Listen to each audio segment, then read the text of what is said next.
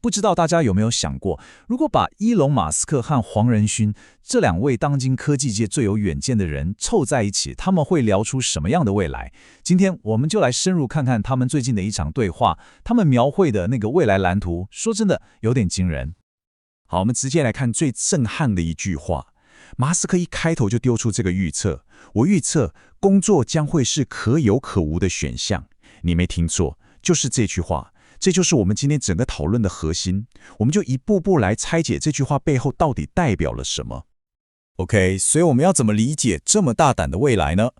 我们今天会跟着这张地图走。首先，我们会先聊聊工作消失的世界到底长什么样子。接着，我们会看看黄仁兄提出了 AI 工厂，这东西是怎么变成这一切的技术基础。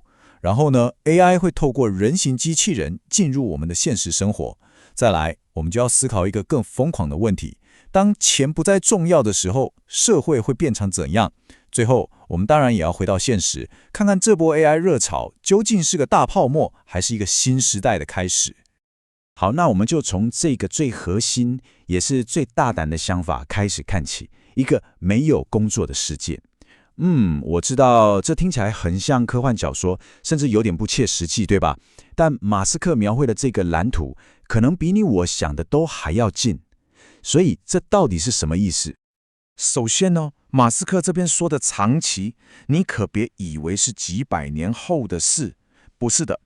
对他来说，大概就是未来10到20年之间。他预测，就在这个时间点，为了赚钱养家糊口而工作，这件事本身会变得不再是必须的。那问题就来了，如果大家都不用工作了，那要做什么？马斯克用了一个超生动的比喻，他说到那个时候，工作会变成一种兴趣，一种嗜好，就好像你明明可以去超市买菜，很方便嘛，但你偏要选在自己家后院种菜，为什么？因为你享受那个过程啊。工作就会变成这样一种纯粹的个人选择，而不是为了生存你非做不可的事。好，那要实现这个工作可有可无的未来，背后的技术引擎到底是什么？这就要接到黄仁勋提出的核心概念了，也就是所谓的 AI 工厂。他认为这是一场电脑运算领域的根本性革命。所以说，黄仁兄讲的 AI 工厂究竟是什么东西？你先不要把它想象成那种会冒烟的传统工厂，它更像是一种概念上的转变，一种全新的电脑。你看哦，以前的电脑它比较像一个图书馆管理员，你问他问题，他就去书架上帮你把已经存在的答案找出来。可是 AI 工厂完全不一样，它更像一个艺术家或发明家。你给他一个想法，一个指令，他能当场创造出独一无二、全新的内容给你。你看这个对比就非常清楚，左边是我们熟悉的旧模式，它像一个被动的图书馆，我们去里面检索资讯；但右边是现在正在发生的生成式 AI， 它是一个动态的、即时的脑力激荡。那这种即时创造的能力，你想想看，它需要的算力当然是天文数字。这也就是为什么黄仁勋要叫它工厂，因为我们必须在全球各地盖满这种新的基础设施，才能够源源不绝地生产出智慧。OK。所以我们现在有了抽象的 AI 大脑，那它要怎么进入我们的物理世界，去实际执行那些我们不想做或做不来的工作呢？答案很简单，给它一个身体。这就带我们进入了人形机器人的时代。对于这一点，马斯克的预测也是超级大胆。他说，人形机器人将会是有史以来最大的产业，或是说最大的单一产品。它的规模会远远超过手机，超过我们现在能想到的任何东西。因为他相信未来不论是个人还是各行各业，基本上都会需要他们。可是问题来了，发展这些 AI， 发展这些机器人，最终的目标到底是什么？难道就只是为了让我们可以不用工作，整天闲闲没事做吗？当然不是。马斯克的愿景其实比这要宏伟得多。他认为这是人类历史上第一次有机会能够真正的、彻底的消除贫穷。怎么做？就是透过 AI 跟机器人创造一个物质极度富足的世界，让每个人都能轻易地获得所需的资源，从根本上解决掉稀缺性这个困扰人类几千年的问题。你可以想象一下，在一个物质极度富足，几乎所有东西都可以随需生产的世界里，我们现在用来交换商品和服务的钱还会有意义吗？这就带我们来到马斯克预测中可以说是最颠覆性的一环了，一场彻底的社会变革。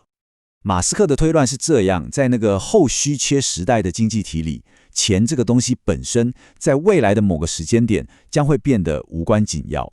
你想想看嘛，当所有的商品和服务都能被轻易的创造出来的时候，那个用来交换它们的媒介自然也就失去它的意义了。不过，这不代表我们会进入一个什么都能做到的乌托邦哦。马斯克其实很务实，他指出，就算我们摆脱了经济上的限制，我们还是逃不出物理定律的手掌心。而这一切最终会回归到2个最根本的瓶颈：第一是驱动这一切的能源，也就是电力；第二就是构成所有东西的物质本身。既然这样，我们要怎么克服地球上的能源限制呢？这就引出了马斯克最大胆也最科幻的一个想法，把 AI 的未来直接带到太空中。我们先来看看这个问题到底有多大。马斯克估计，未来 AI 运算每年可能需要高达300吉瓦的电力。300吉瓦，这是一个我们很难想象的天文数字。为了让大家更有感觉，我们看一下这张图。未来单单是 AI 的电力需求，就可能高达整个美国现在平均用电量的2/3。你试想一下，要在地球上，在不引发环境灾难的情况下，额外生出这么多的电，这几乎是不可能的任务。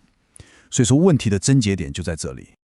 所以，马斯克的眼光才会投向地球之外，因为太空几乎解决了所有的问题。在那里，太阳能是24小时不间断的，散热呢，超简单，直接辐射到冰冷的太空里就行了。制造太阳能板的成本也变低，因为你不需要厚重的玻璃或框架来抵挡风吹雨打。但最关键的一点是，这让我们终于有机会去捕捉那超过99.99% 每天都跟地球擦身而过的庞大太阳能源。最让人惊讶的是什么？是它的时间表。马斯克预测，在未来短短5年内，成本最低的 AI 运算方式将会是使用太阳能驱动的太空 AI 卫星。你没听错，5年。这个科幻电影般的未来，可能真的比我们想象的要近得多。好，我们聊了很多关于未来的宏伟蓝图，现在让我们把视线拉回到当下。很多人都在问，现在这股 AI 热潮会不会只是一个巨大的投机泡沫，炒作完就没了？关于这一点，黄仁勋提出了他的看法。黄仁勋的答案非常肯定，这绝对不是泡沫。为什么？他认为我们正处于3大根本性转变的交汇点。第一，传统晶片性能提升的摩尔定律已经到顶了，这逼得整个行业必须转向像 GPU 这样的加速运算新跑道。第二，生成式 AI 的崛起，它不只是一个新 App 而已，它正在从最底层用全新的方式重建整个网络世界。最后，我们开始有了可以自主执行任务的代理式 AI， 像 Grok 就是一个例子。这代表 AI 不再只是个被动的工具，而是一个我们可以互动甚至合作的智慧伙伴。所以他的结论非常明确，我们现在所看到的根本不是什么短暂的金融狂热，而是一次完全合理、基础非常稳固的技术革命。我们正在进入一个全新的运算时代。从地面上的 AI 工厂到外太空的 AI 卫星，马斯克和黄仁勋可以说为我们画出了一张非常清晰的未来路线图。看来，问题的重点已经不再是这个未来会不会到来，而是当它真的到来时，我们自己要如何找到自己的位置和意义。在一个工作不再是必需品的世界里，我们到底要如何生活？这或许是留给我们这个时代最重要的一个问题。